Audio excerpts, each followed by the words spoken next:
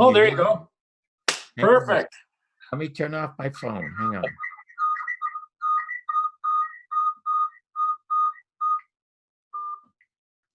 Okay, my phone is off. Can you still hear me? Oh, we're great. Can you hear me all right? Oh, yeah, that's perfect. Oh, Okay. what was the problem? I don't know, but nothing to read. Hey, my computer guy always tells me the first thing is reboot, right? So that's solved everything for us. That's what I did. I restarted. So there you go. Okay, so if you're ready, I'm ready. Is there anything you want to stay away from? You don't sound like it avoids any issues ever. No, whatever you ask, I will answer. I don't stay away from anything. And what? It's 10 after 12 or what? Do till 1 o'clock or 10 after 1? Yeah, that'll be fine. Okay, whatever's comfortable for you.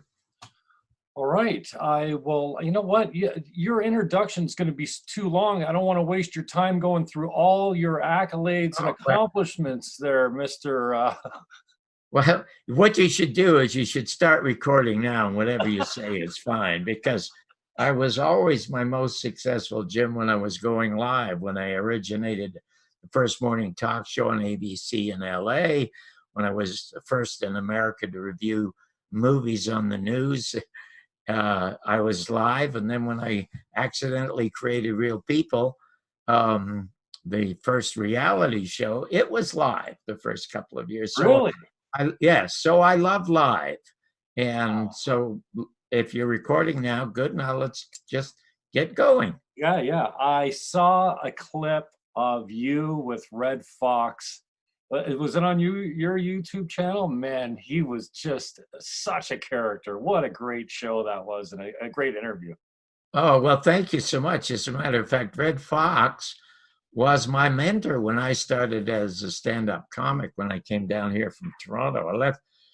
I came from a very, very dysfunctional family long before it was popular.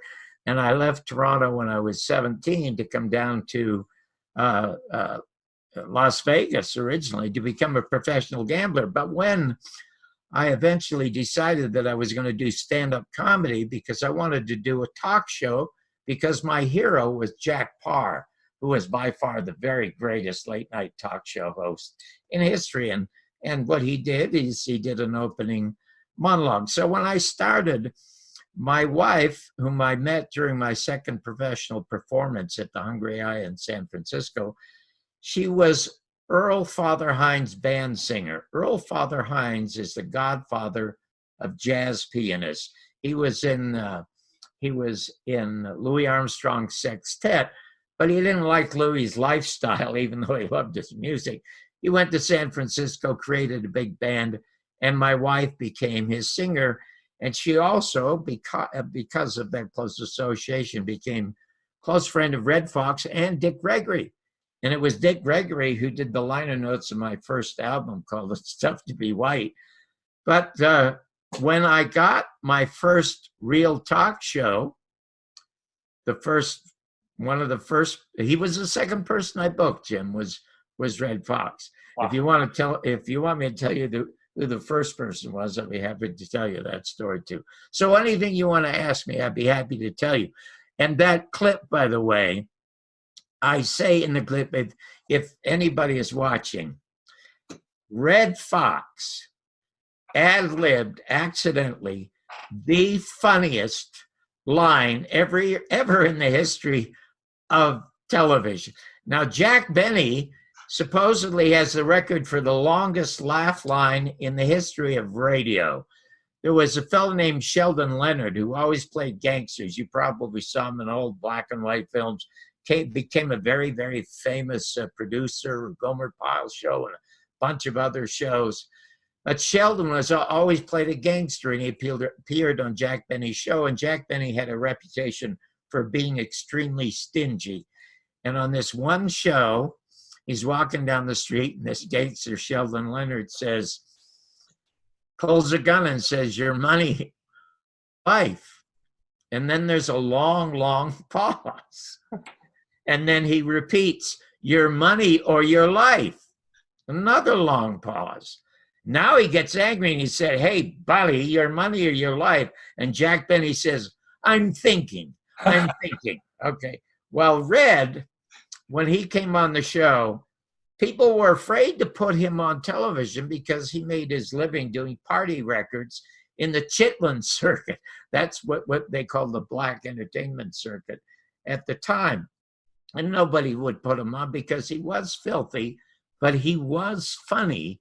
And often he was extremely clean, unbelievably witty. He and Jackie Mason were the two wittiest ad-libbers I ever knew. Anyway, he used to do a routine about black power and white power. And he said he did not care about black power or white power. He said he just worried about green power. And then he said, because if you have the green, you can buy the places where the whites and blacks hold their meetings, which was really funny. If you go to my site, or you can Google Red Foxx on John Barbour Show, or go to www.johnbarbersworld.com. You can see a lot of unbelievable stuff, even when I was on with Sinatra, on with Dean Martin, and all the rest of it.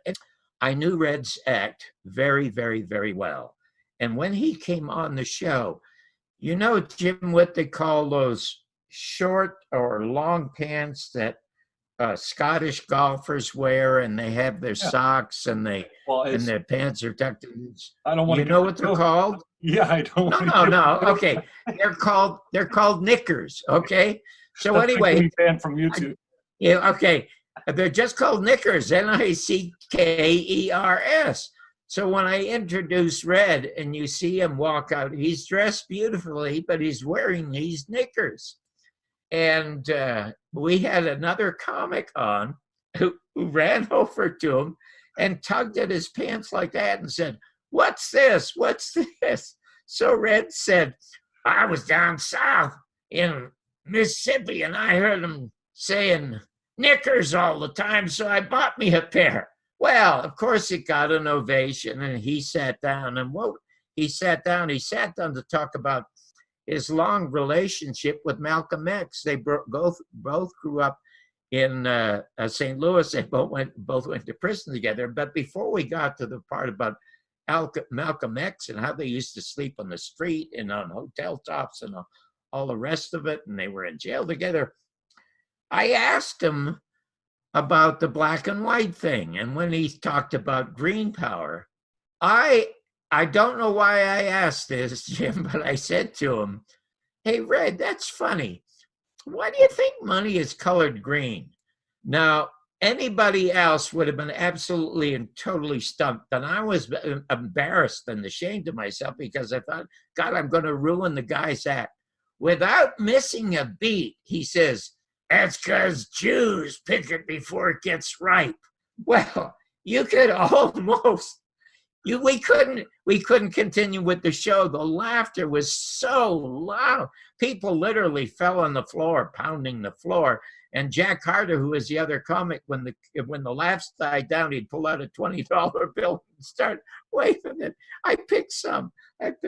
So anyway, it's a wonderful moment. And as a result of that, it led to his being seen by Norman Lear. He ended up with a small part in the movie and ended up doing Sanford and Son.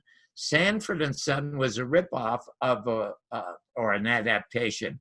I hate to say that Norman Lear and Bud Yorkin ripped off anything, but it was called Steptoe and Son in England, and they adapted it to Red Foxx. Well, Sanford is Red's real name. His real name is John Sanford. He called himself Fred because his older brother had died, and as an homage to his older brother, he called himself Fred on the show. Wow. And he was my only lifelong friend in show business. And I knew everybody, knew them all. Wow. But he was, he and Harlan Ellison and Neil Simon, the playwright. Now, do you know who our Harlan Ellison is? No. Harlan Ellison.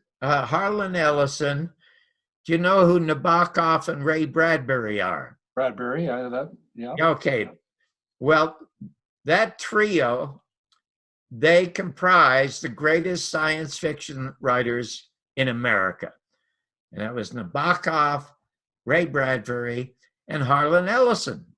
Now, Harlan Ellison, when I was a comic, I ended up getting on the Merv Griffin show on Westinghouse. You remember the old Merv Griffin show? I do. Just barely. Yeah. I have to talk to hosts who are a lot older than you after this. But in any event, Merv Griffin had the second most successful talk show. Carson, of course, had the first with the Tonight Show. And Merv Griffin was sponsored by Westinghouse. He was so successful, CBS hired him away to do a late night show. I had been a regular on Merv's show, and he had tried to produce a show with me on ABC. He was going to host, I was going to get my first talk show on ABC, but a very smart manager by the name of Jack Rollins, who managed Woody Allen, also managed Dick Cavett, and happened to weasel me out and get Dick Cavett on. But in any event, when Merv went to CBS, he recommended me as his replacement. So my wife was pregnant at the time. She was about 7 or 8 months pregnant with a child, I must say, I never wanted. And the reason I never wanted, because I came from such a bad family, I didn't know what kind of father I was going to be, but why I happened to give my wife a child what she wanted. I wanted show business. She wanted a child. I'll tell you that story in a little bit because it's a very nice story. Anyway, I substituted for Merv one night. And my ratings were almost as high or higher than Merv's because I did a stand-up. And Merv would just sing. He was Freddie Martin's band singer at one time. At the time, the president of Westinghouse wanted David Frost. Do you remember David Frost in England? Wanted David Frost to take over the show. And I contacted them and I said, listen, do a Scarlett O'Hara Gone with the Wind search. He didn't know what I was talking about. I said, well, Selznick shut down the movie so he can find a Scarlett O'Hara, which turned out to be Vivien Leigh. Find 4 other guys like me, put them under contract and give us each a night. And then announce to America that you're looking for the new host to replace Merv Griffin. And it'll be a monster hit because you cannot have an Englishman hosting an American show with all the controversy that's going on in the country. But anyway, the reason they picked David Frost is they could go to England, they could go to 10 Downing Street or Buckingham Palace. And so they signed David Frost. Well, I got a call from a guy named Chuck Young, who was the general manager of the Channel 11 station in Los Angeles, the guy who put Joe Pine on television, who was America's first angry man. Now, I know you've never heard of Joe Pine, but he's the guy that started all the angriness in television. And Chuck Young said to me, I think that David Frost is going to bomb, so I'd like you to replace him. I mean, we know he's going to bomb. I want you under contract here so that when he does bomb, we have you. And he said, could you do a Saturday night Poor Man's Tonight Show?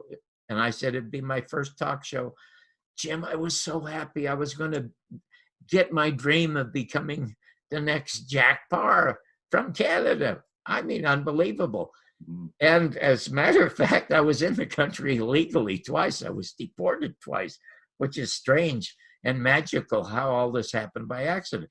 Anyway, I knew that television was the electronic umbilical cord that would bind the world and nourish the world, either nourish the world with information or destroy the world with misinformation, which indeed it is doing right now, but not at the time. Not at the time. Television, when I got into it, was absolutely fabulous. Anyway, the first person I wanted to talk to was Harlan Ellison. Harlan Ellison was writing a television column for the Los Angeles Free Press, a very radical anti-war magazine, and the column was called The Glass Teat. What a perfect name for a critic, sucking on the television set for the milk of human kindness. Anyway, when he happened to review my appearance on Merv's show, and he wanted to know how Westinghouse could find his fag to replace Merv Griffin. Oh my God, I read that and I was devastated. But I kept reading, and God, could that guy write? It was really funny. I mean, it was hilarious. So my producer was Bill Walker, and I said, Bill, we've got to have a regular every Saturday for 5 or 10 minutes just to talk about television. He said, what a great idea.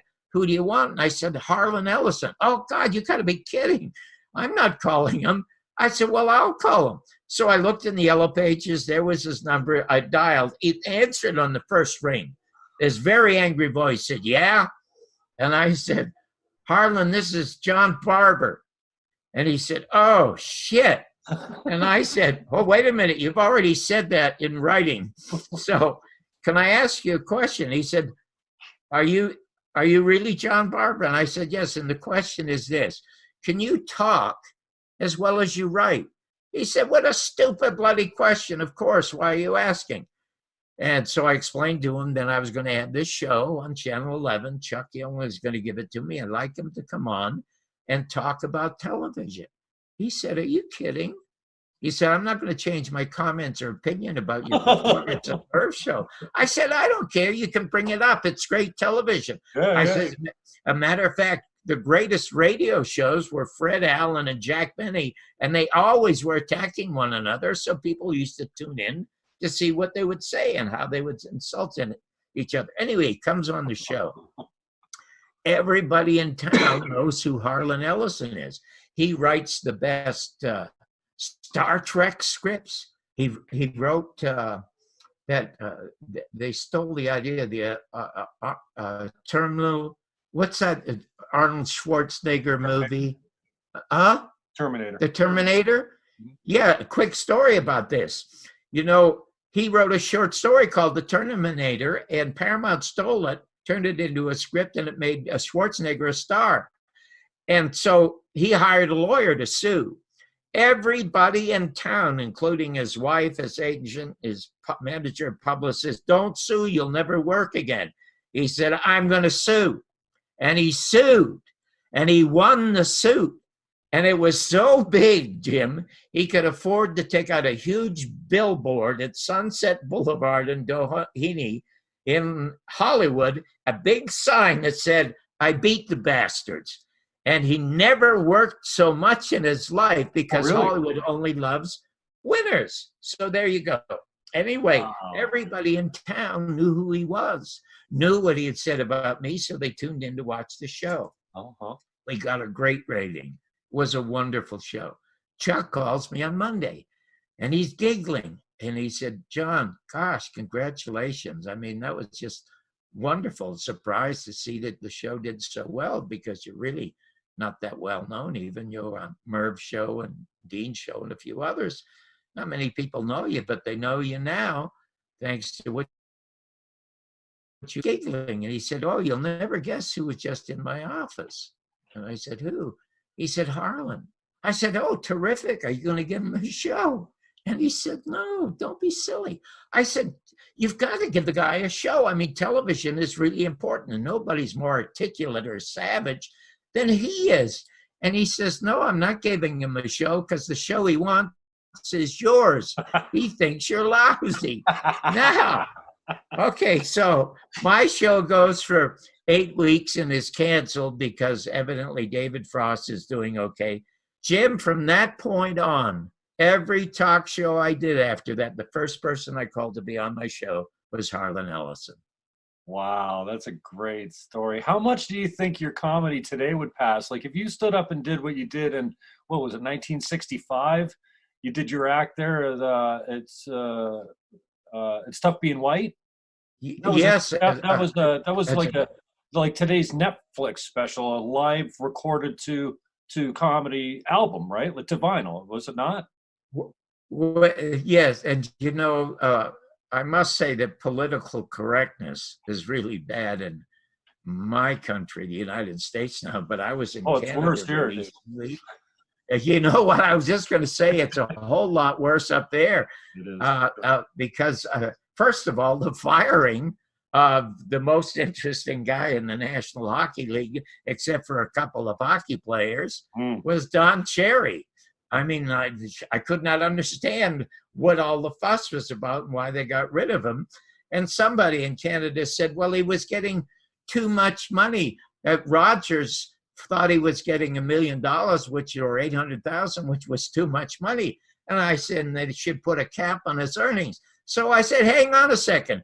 Has the government stepped in to put a cap on the Rogers earnings? No. I mean, that's one of the richest families in America. Don't be crazy. And I said, and the other thing that I hear, I won't mention his name. He's a very successful Canadian actor. He starred in a sitcom up there a while ago, and I don't want to get him in trouble. But he was telling me when I was in Toronto that a bunch of gay groups and women's groups and all kinds of political correctness groups are getting together to try to get Shakespeare out of the public schools. Mm-hmm. I mean, shame on Canada. Goodness gracious. And when I was back there, I have a friend of mine, Len Osanic, who you should have Len on your show. He comes out of Vancouver. He's the best researcher alive right now in broadcasting. It's called Black Op Radio. He's also a great musician, records a lot of bands in his studios. It's called Fiasco Brothers Studios. When I was there 3 weeks ago on my book tour, which went really, really well, by the way, I went down to watch one of his recording sessions, and there are 5 musicians sitting around arguing about the fact that there's so much coverage on Canadian television about the fact that Trudeau, years ago, as a youngster, in some kind of Halloween show or some kind of makeup show, just a party for the evening, dressed in blackface. Mm-hmm. And one of the musicians said something I thought was really bright. He said, you know, the problem now is our media is becoming too Americanized, which is so true because there's absolutely no more freedom of press in the United States, which I'll get into in a minute. But I stuck my head in and I said, you know, that's a brilliant comment. And, you know, I'll tell you something. You guys are making a whole lot of fuss about Trudeau, your president, prime minister, who years ago, went around for one day in blackface. How do you think it's like for me in America? We got a president running around every day in orange face. So we don't have an orange ethnic group to offend, though. Yeah. Well, the tough to be white stuff, if you go to my site, I must tell you, a lot of it is unbelievably topical today. Right. And there is absolutely and totally nothing that is offensive to blacks. As a quick sidebar to this story, when I recorded the album, there were only 2 people who would either talk to me about it or put it on the air. One was Bob Crane. You remember who Bob Crane was? Oh, yeah. Tell the folks who he was. Hogan's Heroes. Right. Okay, well, before he got Hogan's Heroes, he had the most popular talk radio show in Los Angeles, and he loved the album. And he called me and put me on the air, and we played excerpts from the album. And, of course, the LA Times said it was the worst taste album in history. So I sent the critic a note, and I said, you're supposed to listen to it, not eat it. And Joe Pine heard us, and Joe Pine, who hated everybody, here's a Marine who's lost a leg, hates the world. He started this thing called the Squawk Box, and he'd get people get up on his show and squawk about anything. And usually he'd tell them to go home and gargle with razor blades. I mean, he was really cruel. But he had me on his show, and I got to play it. I had been booked into because Dick Gregory took the edge off of it by doing the liner notes. He loved the album. And that's why it started to get some traction. I was booked into the Playboy clubs. And I was booked into one in Miami. I was booked into one in Georgia. I was very, very successful. But before I get to LA, guess what? They have the Watts riots. And really, really bad. The city was shut down, and cops and National Guard were all over the place. So Lee Wolfberg was the manager at the Playboy Club. And I walk in there, and he's holding a Magnum in his hand, like Clint Eastwood in 30 Harry. He says, "You're not doing any of that tough to be white crap in this club tonight. You better find the stuff that you used to do on Merv Griffin that's safe. So you're not going to say a word, okay?" And he puts down the gun in the drawer, and that's it. So I get up on stage, and the club was about 3.5 stories, 4 stories above Sunset Boulevard. So you could see all of Los Angeles, and you could still see the smoke. We had huge wall-to-wall windows at the top of the club. They were tinted, but you could still see the smoke. And I was introduced by a black fella named George. Gave me a wonderful glowing introduction. And I got up on stage. And his introduction was so nice, I couldn't help myself. And I said, "You know, George was just made manager of this Playboy Club this week." So everybody applauded it. And I said, "He's doing a wonderful job, isn't he? I love the introduction." They applaud again. I said, "Well, you know, last week he was a busboy, but since the riots, they don't trust him around the knives and forks." Well, the audience cheered, and he jumped up and down in joy at the joke. And then I looked out the window, and I said, "You know, I'm thinking of that old song as I look at Compton. Smoke gets in your eyes." And then I said, "You know, it doesn't take much electricity to light up Los Angeles, just 1 watt." Well, again, there's huge applause. And I'm just ad-libbing this stuff. And I thought, they like it so much, I'm going to do the album. It was one of the first times I got half of a standing ovation. And I thought, my God, I'm going to be a star. I'm going to be a hit, because it was like Lenny Bruce, who became successful doing what they call the sick humor with Lenny Bruce. And I got off stage, and there was Lee again with the damn Magnum in his hand. And he's cursing at me. I'm not going to tell you what he said. He said, "You either change your act, or I'm going to shoot you, because we were going to shoot them. That's how bad it got. Or you're not going to play here anymore." And I said, "Listen, you know, 10% of that audience was black, and you saw George. They absolutely loved the stuff." He said, "I don't care what they like. I don't like it, and you're not going to do it." I said, "What if I prove to you that black audiences love it?" He said, "I don't care what you do." I said, "You know what? I'm going to go do it in Watts." And he said, "You're nuts." And I said, "I have faith in my material, and I have faith in my audience." So I went to Ebony Magazine on Wilshire Boulevard. And I met the editor. I didn't meet the publisher. I met the editor, and there were 3 guys in the office, and I brought my album. He said, "Let me listen to the album." I told him the story. The very next day he called. He said, "Are you sure you want to do this, Mr. Barbour? Because I can set you up at the most popular club in Watts on 100th Avenue in the heart of the Black District. But are you sure you want to do it? And we'll do it on a Saturday night." I said, "I am sure that I want to do this." So he said, "Okay, we'll set it up." My wife and I drove down there by ourselves. We were met by the owner of the club, an elderly black gentleman, who said, "Ordinarily, I'd have the MC introduce you, but because it's so important, I want to introduce you." And they brought cameras. They brought everything down there. The place was jammed. Now, if you've ever seen the Apollo, the greatest and the worst audiences to perform in front of are blacks. And a lot of great black talent was discovered at the Apollo in New York City, owned by a Jew, by the way. And a lot of careers were destroyed because black audience, they're brutal. I mean, they'll throw stuff at you, and they'll yell at you, and even try to get you off the stage. But it's just wonderful theater. And when they love an act, oh my God, like Ella Fitzgerald or Billy Eckstine, I mean, they just go crazy. So anyway, it's amateur night at the club. So I have to follow a really bad black act that does a horrible imitation of Jerry Lewis. I mean, it was just embarrassing. He did big lip jokes and watermelon jokes. I mean, it was a god awful embarrassment. I mean, if had I done it, and he got a number of boos, a couple of mild chuckles, and his name was Buzzy.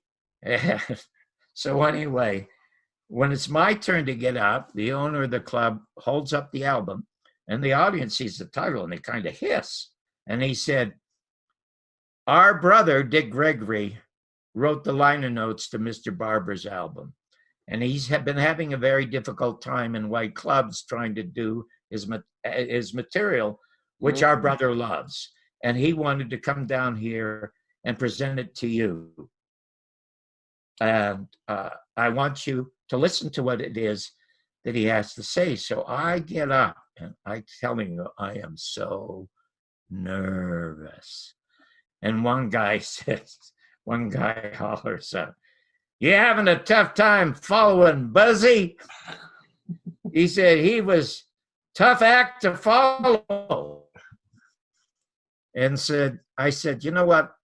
I'm not going to have as tough a time following Buzzy as the police do." Well, they just screamed. And then I started. It was the only really full standing audition that I got. So I go home and I think now, Dick Gregory was made by accident, Jim. He was a sit-in at the Chicago Playboy Club for $50 for a private function. And a writer from Time Magazine happened to be there, loved what Dick Gregory did, put one paragraph in Time Magazine, and Dick Gregory became the Black Bob Hope. I mean, he was a monster star at the time. I thought that Ebony Magazine would now do the same for me. Everybody loved it. I mean, there was such an ovation, and they took the film and the video and the audio. And I thought, oh my God, I just love this. I'm so excited about this, because now people won't think that I'm a bigot if I start doing the material. I wait 2 weeks, 3 weeks, and nothing happens. I never hear from them. So I called the editor, Jim, and I said, "Is it coming out?" And he said, "John, I've known for a week that it's not coming out, but I didn't have the heart to call you. So I was going to call you, honestly." And I said, "Why not? You saw the reaction." He said, "If I could publish it, I would right now." He said, "I think it's so important." But our owner said, "You're not publishing it because it rekindles conversation about racism. And so you're not going to publish it." So it was never published. And I thought my career as a comic is over. I never did the black tough to be white stuff again. But the very next day, I got a call from the producer of Art Linkletter's Talent Scouts. And he had heard about Watts. He had heard the album, and he called me and he said, "Do you think you could do a few minutes of material that's not from your album?" And I said, "Yes." So I went down and auditioned. He put me on the air the next night. Now, have you ever heard of a comic named George Gobel? No, I don't think so. Oh, God, I need older hosts. Anyway, George Gobel. George Gobel had one of the most successful sitcoms ever in America. It's called The George Gobel Show. And he was sort of a country fellow, but God, he was funny. But he was a notorious drunk.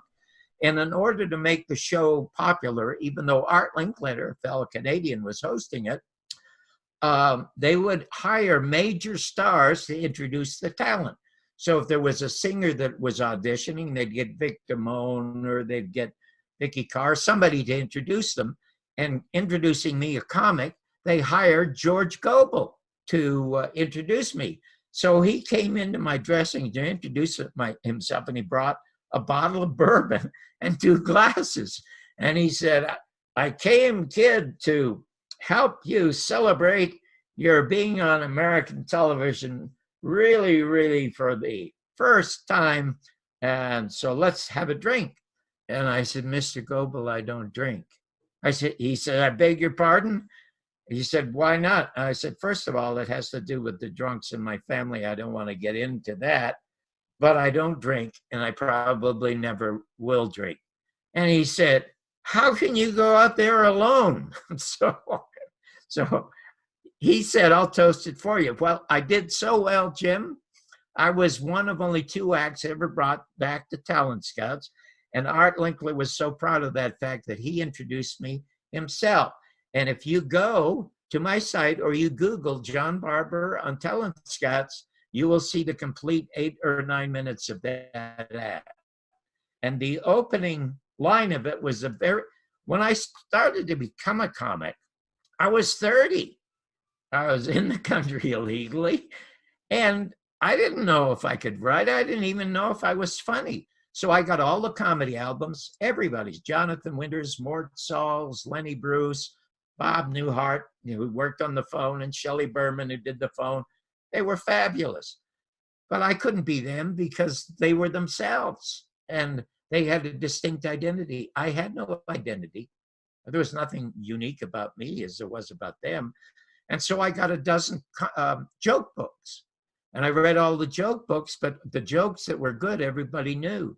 So I said, I could do better than that.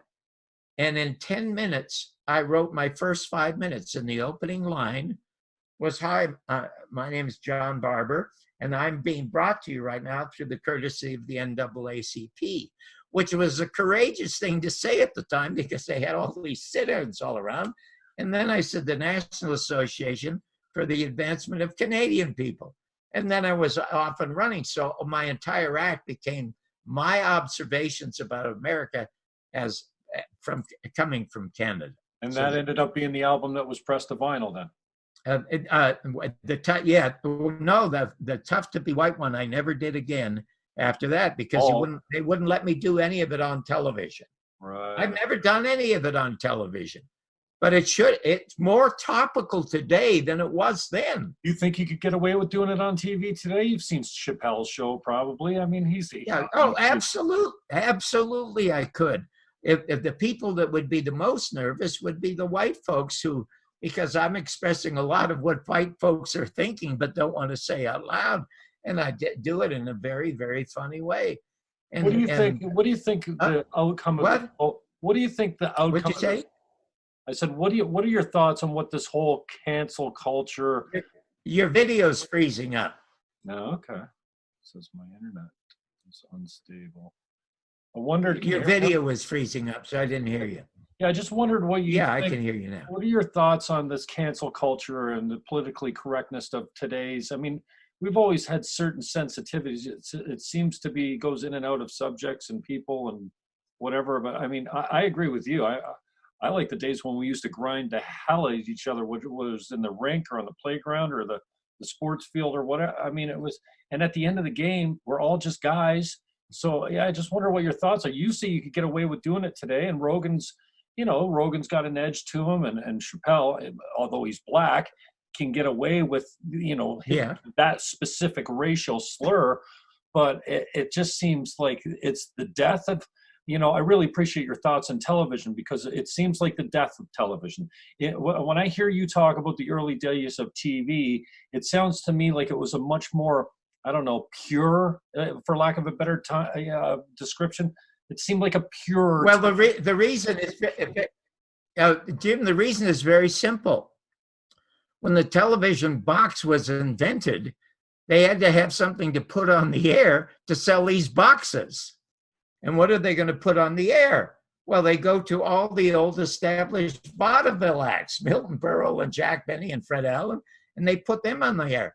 And then they realized, well, there are a lot of bright people on radio who are talkers. So they begin to put talkers on the air. They put they put Archbishop Fulton Sheen, a Catholic cardinal. They put him on the air, and he became the #1 show in America. He bumped off the #1 comic, who was Milton Berle. I'll tell you something very, very, and my book, Your Mother's Not a Virgin, The Bumpy Life and Times of the Canadian Dropout Who Changed the Face of American Television. And indeed I did. It's the creator of the first reality show. It's an unbelievable story. But when John Kennedy was killed, you could only own 5 television or 5 radio stations or 5 newspapers in America. When he was killed, there were 1,500 different owners of television and radio stations. When I was a kid in the 50s, I could hear a guy named Father Coughlin. He had a network radio show, the most bigoted human being, probably next to Adolf Hitler, that I ever heard on the radio. He hated blacks and he hated Jews. And yet he had this very popular radio show because at that time it was called the public airwaves. It is not any longer. Ever since the murder of John Kennedy and Jim Garrison's investigation, he solved the murder, but was shut down when he won his perjury case against Clay Shaw. Those stories are not also in the book, but you can also go to my site and see all that stuff for nothing. There used to be something. Well, I'm going to tell you how it and why it vanished. Jim Garrison had solved the case.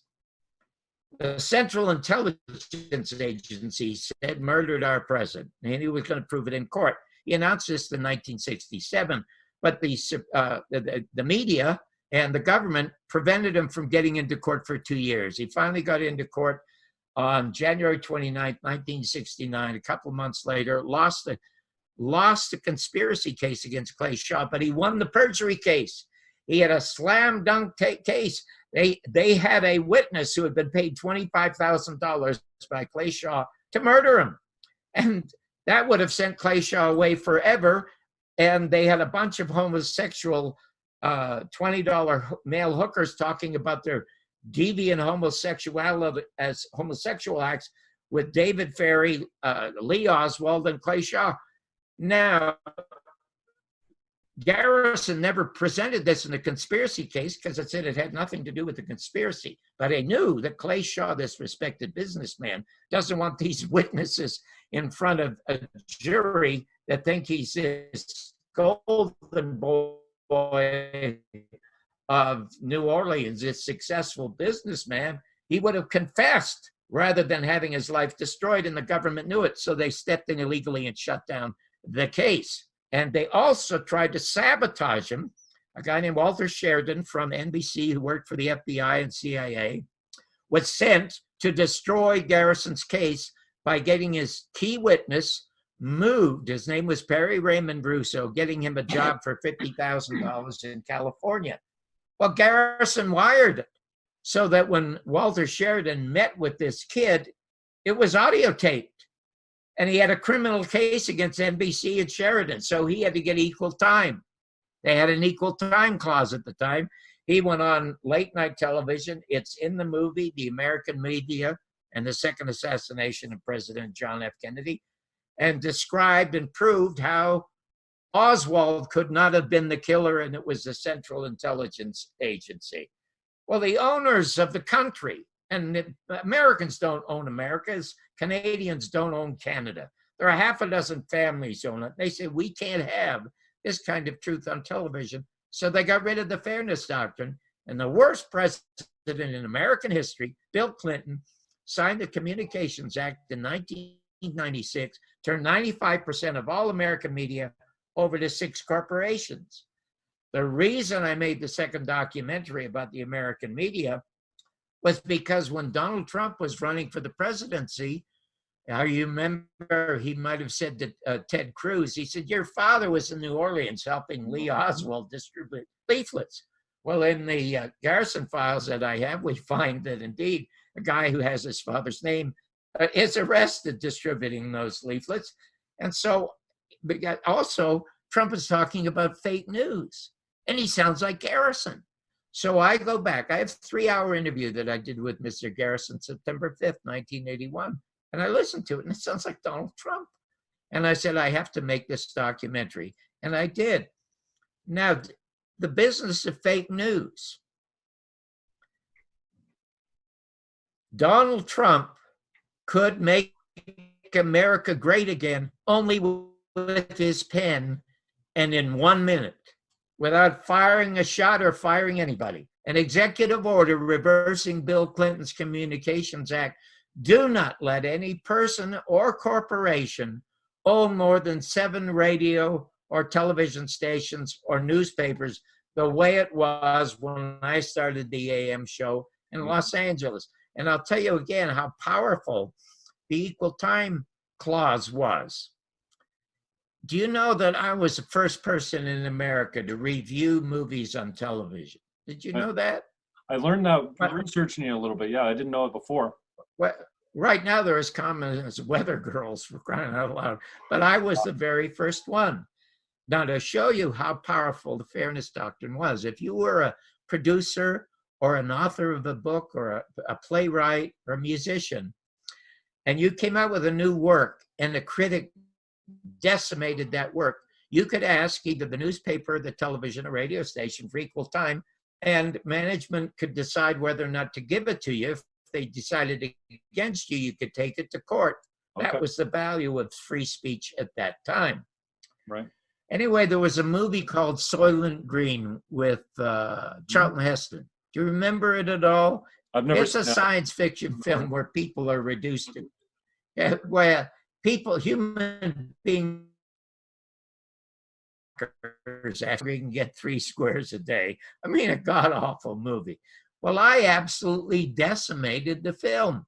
And I'm on the air with Tom Snyder at 6 o'clock at night, and I begin to feel bad because I'm crucifying this film and getting laughs, which is easy to do when you're angry. And so I stopped myself and I said to the audience, I said, you know, that people who make movies don't deliberately want to make a bad film. They're all talented folks, and there are hundreds of them working on a film. And sometimes it's just an accident and it turns out well. Like Casablanca was a total ad-lib accident, and it turned out to be one of the great movies ever made in Hollywood. I said, so I'm going to try to say something nice about this film. The sets are beautiful. And then, Jim, I was ashamed of myself. And so I added, the sets would be more beautiful if they'd been placed in front of the actors. Well, I got an absolute scream. And Tom Snyder, when we went to the commercial break, said the only really funny thing he ever said as an anchorman. He said, some of us will be right back. Well, in any event, the producer of the show at 20th Century Fox called Bob Howard, the general manager, and said, you better fire Barbour right now, otherwise no more ads from 20th Century Fox. And Bob Howard said, you know, then no more ads because my wife loves Mr. Barbour.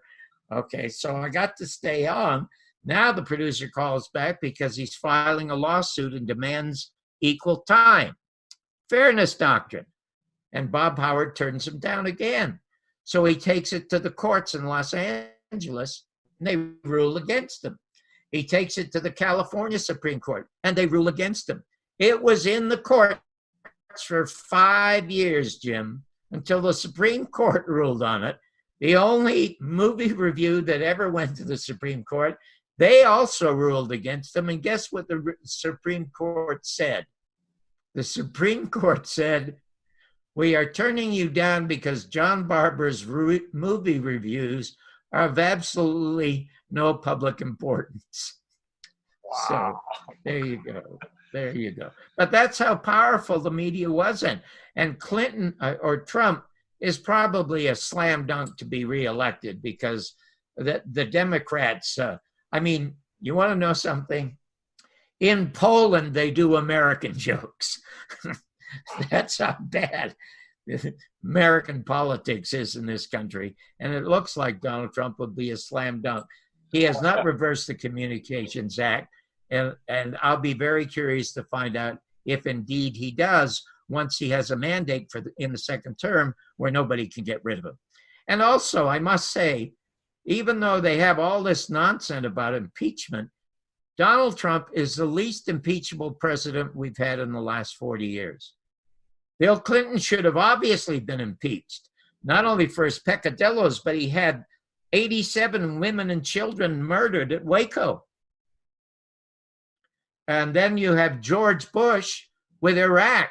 There were no weapons of mass destruction in Iraq, destroyed that culture, and now we have 15 veterans committing suicide every day, shooting themselves instead of George Bush and Condoleezza Rice and these war criminals that started it. And then his father over Iran-Contra. Do you know that when Carter was president, he had already secured the release of the American hostages who were seized in Iran?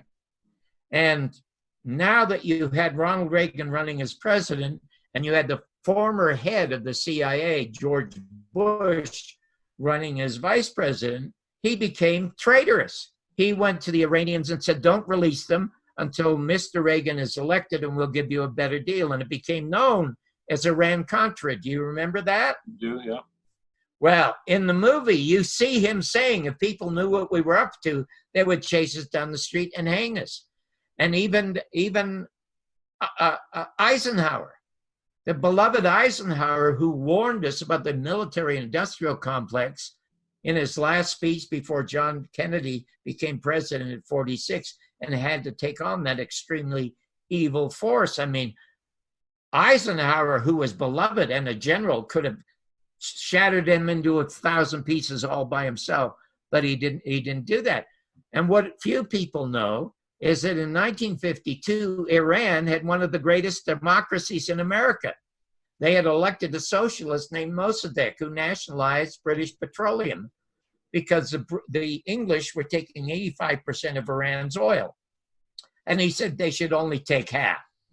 And Eisenhower sat down with the Dulles brothers and said, you got to get rid of them. So the Central Intelligence Agency murdered them.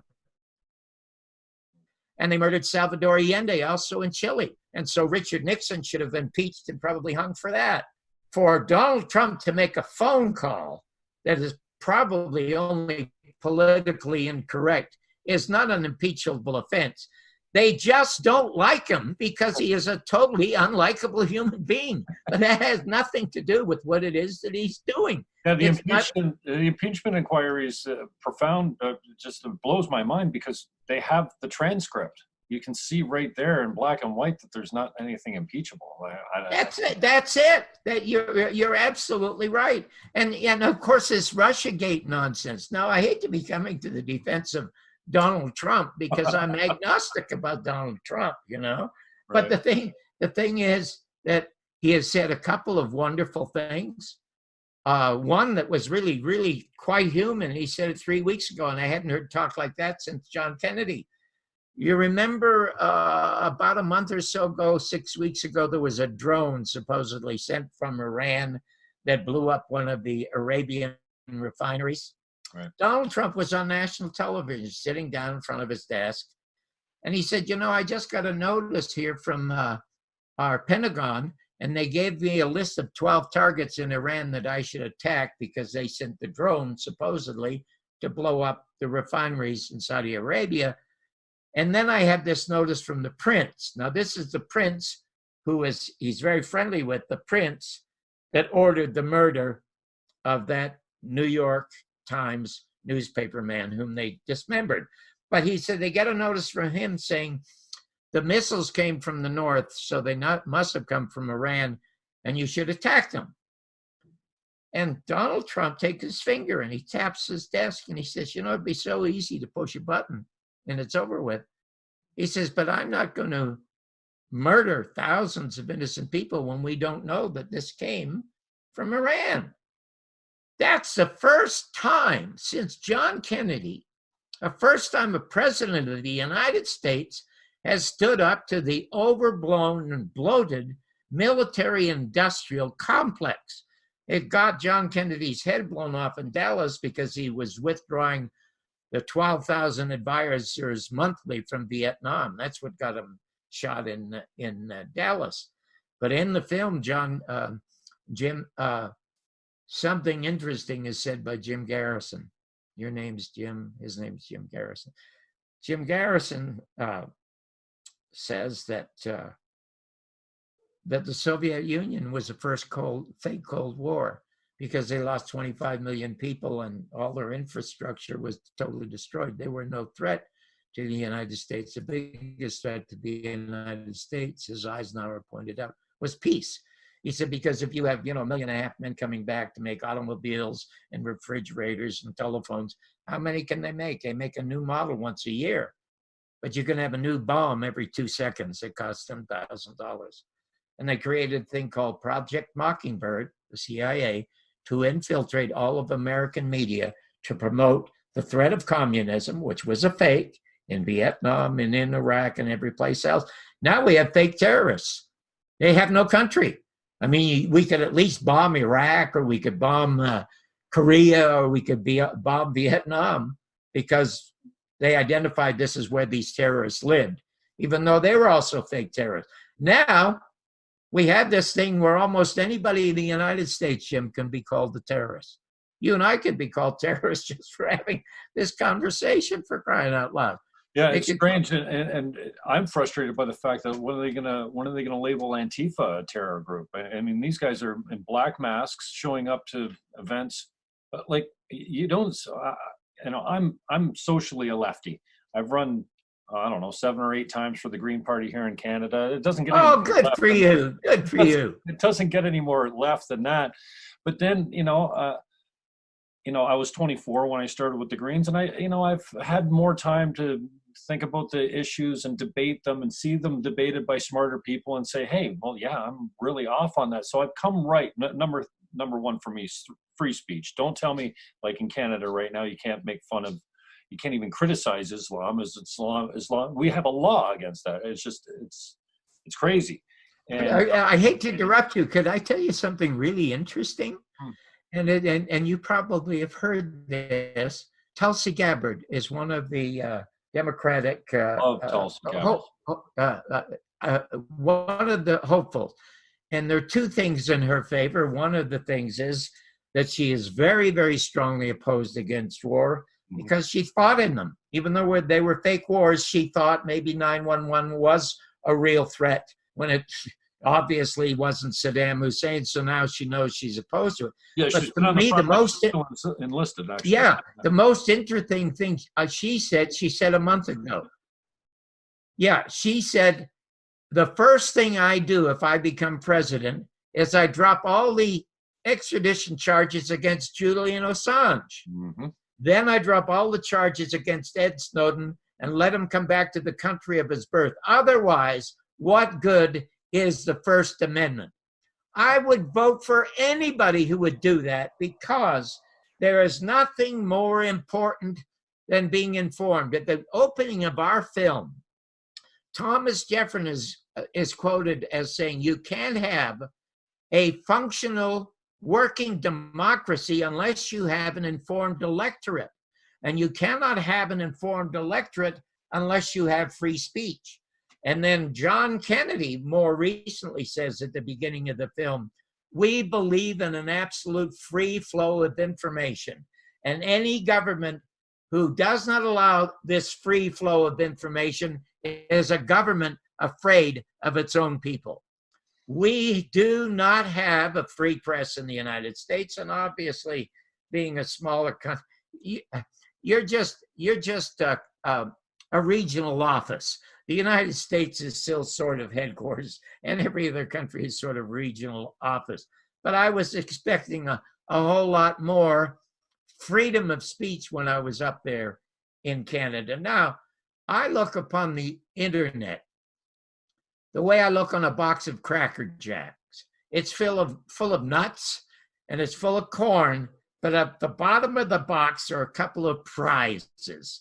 And you can find them, and you're one of them. And there are dozens of others like you. I think there's somebody up there called Pretty Polly, or what's her name, Amazing Polly, or something like that. I don't know if she's right wing or left wing. It doesn't matter. She's free speech wing, and that's the only wing that we need to be concerned about. So, well, anyway, Second Amendment. I'm so delighted that you had me on your show, and we must do this again. Can I plug my book again? Absolutely. Go ahead. Yeah, absolutely, Mr. Barbour. Go ahead. Plug it. Okay. It's called Your Mother's Not a Virgin. Bumpy Life and Times of the Canadian Dropout Who Changed the Face of American Television. And it is The fellow that did what is the it, forward 500 to the book, pages, his name John? is Donald Jeffries, a brilliant writer. Oh my God, it's 700 something pages. Wait a second, I got to tell you this story. There is, okay. John, I got to bet tell you that because it's true. after every story, there's a. Wait a second, I just got to tell you this one more story. You can tell stories all day, John. Yeah, well, the thing, there are no chapters in the book. Okay. It's all done as a series of columns. Now, let's say you love Lenny Bruce and you want to know about Lenny Bruce, you can just go to Lenny Bruce and read it. But Donald Jeffries, who has a number of bestsellers here in the United States, wrote the foreword. He said, Jim, the greatest book ever written in the English language is David Copperfield, Charles Dickens. Mm-hmm. And he said, John Barbour's Your Mother's Not a Virgin is David Copperfield Goes to Hollywood. And I must tell you, and I tell you this very immodestly, it will be the best, most entertaining, most informative book you could ever read about anybody who's in show business. I mean, here's you got this juvenile delinquent in Canada who's arrested and convicted of crimes a couple of times in Canada, deported from the United States twice, once when he's 19, once when he's 29, and he's broke when he's 46. And a year later, as the most successful show in the history of American television, becomes the Boswell to tell Jim Garrison's story, and Frank Sinatra's private writer for 4.5 years, and then is presented in 1977 finally his citizenship papers by California Senator John Tunney. And Charo, who used to be the Mexican girl that was married to Xavier Cugat, came to the inauguration of me and sang the national anthem while she played her guitar. Wow. It was hilarious. So anyway, it is a fabulous book. If you want to know how it got the title, I'd be happy to tell you. Otherwise, we'll do it next time. No, I was going to say, is that another way for saying, what are you, an idiot? Well, the way it got the title, the thing is, I'm not a conspiracy theorist, Jim. I'm a storyteller. And when I was a kid on the streets, I used to go to the Manor Theater on Kingston Road for a nickel. And I could see a double feature, and most of them, everything was made in Hollywood, right? But there were stories. Do you remember Lorne Greene? Yeah. Lorne Greene was on the CBC when I was a kid. This Orson Welles voice telling stories. And there was a Canadian writer named Gordon Sinclair. I devoured every one of his books. And as in the 6th grade, I was assigned to read his stories of real people to the class. So that kept me alive. And now that I'm older, it's the telling of stories that keeps me alive. And I thought that Jim Garrison's story was the greatest untold story in America. I was going to ask, what seems to be your fascination with getting to the bottom of the JFK assassination? Like, because it's a story. Yeah. It's so patently obvious. You know what Americans and Canadians suffer from now, the public. We all suffer from the Stockholm syndrome. You know what that is? In case people don't know what it is, you have millions of battered women being battered by horrifying husbands or mates, and they stay with them. And psychiatrists call it the Stockholm syndrome. We have in the United States a totally inept, corrupt government. And Donald Trump was elected. First of all, his big advantage wasn't Hillary Clinton.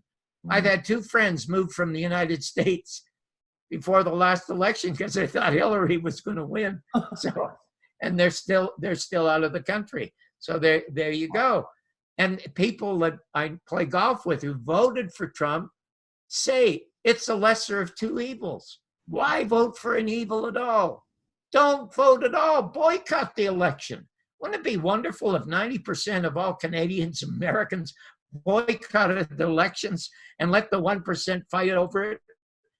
You would find the 1% would be so terrified. They'd think, oh my God, there's going to be another French Revolution and they're going to bring out guillotines to us. We better change and improve the system. That's the only way it'll be improved. It'll never be improved by a president because a president doesn't run the country. Anyway, when Garrison lost the case, it was over for me. Okay, so what? I believe the government. I want to come to this country. I believe in this country and Frank Capra and Jimmy Stewart movies, you know. Mr. Smith Goes to Washington. I love the place. I love the people here. I love the performers here, everything about it. It was headquarters. So I forgot about it.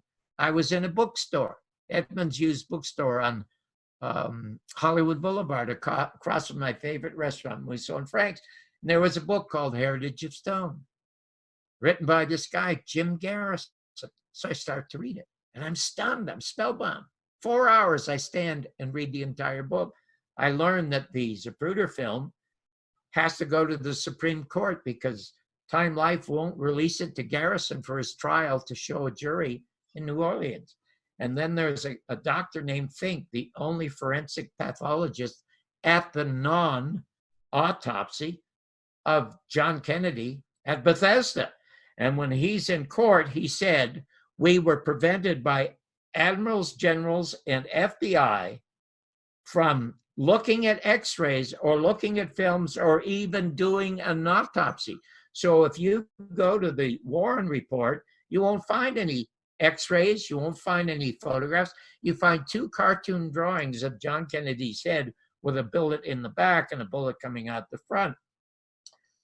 Well, I called him and booked him on the show. And he said to me, you'll never get away with it. I've never been on television without being hindered. And I said, Mr. Garrison, I've just won an Emmy. We are the most successful morning show in America. We are live. I'll do a half an hour with you. And then the other hour, we're going to take phone calls. And I guarantee you, we could be on the phone for 8 hours. He reluctantly agreed to do it. And while we were talking, Jim, he said, John, it's 1970. Do you know that 6 years after the Warren Report, 81% of all Americans don't believe the Warren Report or that Oswald acted alone? And I said, well, Mr. Garrison, then why aren't you people taking to the streets? And he chuckled. He said, well, you didn't see the second question in the Harris poll. I said, what was the second question? And the second question was, would you like to see a deeper investigation, one that includes investigating the FBI and the CIA? And he said, only 23% could live with that. What does that tell you about us? What does that tell you about Americans? I don't know where it came from, Jim, but I just blurted out, Mr. Garrison, I know what my mother and father did to conceive me in the rumble seat of the car or on the pool table or in bed, but don't ever tell me my mother's not a virgin. Well, he howled, and he said, you sound like my favorite American writer, Mark Twain, who said, it's easier to fool people than to convince them they have been fooled. And John, we've been fooled since November 22nd, 1963. So that's, and now, you know what? We're running long, but I should tell you I had a second title. Do you have time for the second title? Absolutely. Okay. And because you brought it, I think you brought up Wayne and Schuster earlier in the show. Didn't you mention them? Oh, I don't remember. Oh, well, I thought I heard you when you were talking about comics. I think you meant, but the second title I have, I loved. And I talk about it in the book. When I was signed by, to do Merv Griffin's show and signed by his agent, a guy named Murray Schwartz, who was just a young man who saved Merv Griffin's career. Great story in the book. He wanted to introduce me to a new team of managers. And the new team of managers was Jerry Weintraub, Bertie Brillstein. They turned out to be the most successful producers, entrepreneurs in Hollywood history. Jerry Weintraub with the tours with Elvis Presley and a bunch of movies. And Bernie Brillstein owned almost everybody who was on Saturday Night Live. But they started out, they had nothing. And the other fellow was an agent who had been the agent to Jack Parr. And I said, oh my God, I want to meet those guys. So in any event, I go meet them. And the name of the agent site, Bernstein, Brillstein. Oh, if I don't want to look at the book to remember his name. Let's say his name is Murray also. he had been the manager to Jack Parr. So naturally, that's a guy I want to manage me, but he's not there. Jerry Weintraub is there, and I don't like him a lot because the first thing he says, has Griffin made a pass at you yet? I didn't even know that Merv was gay. I didn't want to hear about this. And Jerry was married to a very, very popular singer named Jane Morgan, who had a #1 hit called Fascination. And he said that he could not sleep at night. It was just impossible for him to sleep because he'd be up all night thinking about my career. So I thought, oh my God, maybe I'll sign with these guys. But I really wanted Murray, the guy who handled Jack Parr. He said, well, he thinks he's going to quit the business. Why is he going to quit the business? He said, well, we all came from the William Morris office, okay? And when he left, when we were breaking apart to set up, Murray was offered by Abe Lasvogel, the head of the William Morris office, a chance to handle either big bands or television. So he picked big bands and didn't do well. But at one point, he also managed Wayne and Schuster. Do you know that Wayne and Schuster appeared on the Ed Sullivan Show in New York 67 times? No one in the history of that show appeared successfully as they did. Well, the heads of Universal Studios realized there was no more Martin and Lewis. There was no more Abbott and Costello, no Laurel and Hardy contemporary. They needed a comedy team. And there was Wayne and Schuster on Ed Sullivan. So they called the manager and say, listen, we would love to have them come down and do a pilot. And if the pilot's okay, we'll guarantee them 13 weeks on American television, a series. So Murray, of course, calls Johnny Wayne. Johnny Wayne is a spokesman for Wayne and Schuster and tells him about the offer. And Johnny said, Jesus, for God's sake, tell him that we're really happy here. We don't need to be on American television. We got a better deal on the CBC, so tell him we're happy, okay? So anyway, Murray calls back the head of Universal, and Universal doesn't like to hear no. So they call back and they say, well, look, never mind the 13 weeks. We'll give them 26 weeks. And all they have to do is do the pilot. And so they'll make 4 or 5 times more money and more than equal what they make in Canada. So Murray calls Johnny back and tells him the story. And Johnny says, listen, both of our families are here. All our friends are here. And we are happy because we have total freedom of the show. And you can't get any happier than that as comedians to tell them no. So Murray goes back to Universal and tells them no. And a week later, he gets a call. Forget television. Tell your goddamn clients we're going to make them movie stars. We'll guarantee them 1 movie and 2 more after that. We've already looked into their contracts at the CBC. They're going to make 10 times more in just a few months with this 1 movie than they'll make in 2 years at that goddamn CBC. So tell them and get them signed up. So now Murray's thinking, oh, God, I got a great commission. Oh, this is going to be fantastic. He calls him. He knows that he will not say no and tells him the offer. And Johnny starts laughing. He says, my God, what is wrong with you people in America, for crying out loud? Now we have some grandchildren. And we want our grandchildren to go to Canadian schools. We don't want them to go to American schools. Can't you see? We are happy here. And Murray screams at him, God damn it, Johnny, there's more to life than happiness. And that would have been the second title to your book. That would have been the other title. And I thought about it a long time because I thought, God, that's such a showbiz story. So there you go. Anyway, thanks for giving me the extra couple of minutes to tell that story. And I was called the godfather of reality television only because of the power and the influence of real people. Aside from getting half of all the people watching television when it was on, I played a major role in getting that Vietnam Memorial Wall built in Washington, D.C. We got the Missing Children's Act passed for John Walsh, whose son Adams was beheaded and dismembered in Florida, taken from a shopping mall. And we got a presidential citation for Ronald Reagan for the Navajo Code Talkers. We did more for America in 3 years than 60 Minutes did in 35 years. And it was totally destroyed. You will read about the birth and the terrible destruction of the show by greed and ego in the book. So I take credit and take bows for being called the godfather of reality television. But I would stay away from it now, Jim, because when I got into television, you had to have a modicum of intelligence, a modicum of humanity, and a modicum of a personality. All of these three traits now would keep you unemployed in American television.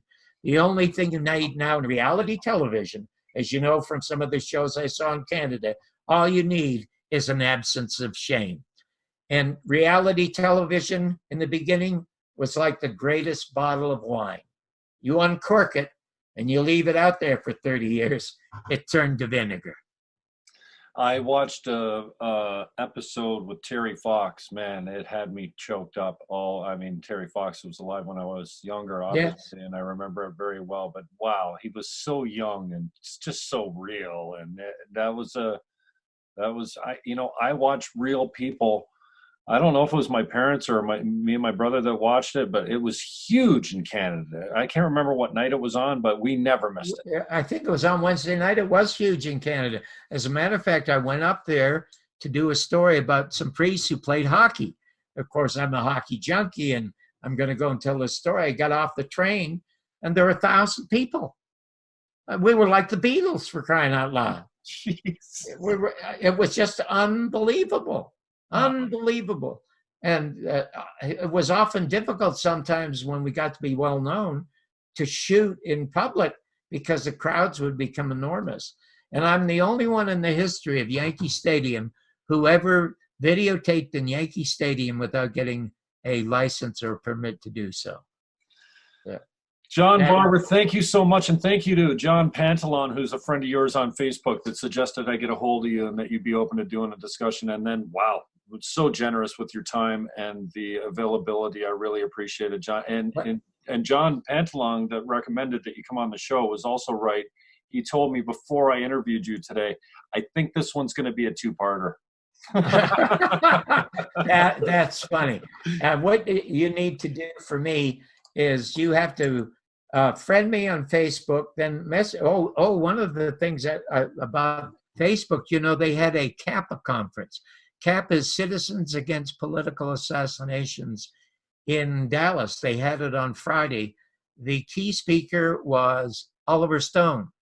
If you go, what I want you to do, I want you to Google an early Christmas gift from Oliver Stone. Oh, I saw it, but the audio. Because Oliver Stone was videotaped by somebody who had a camera.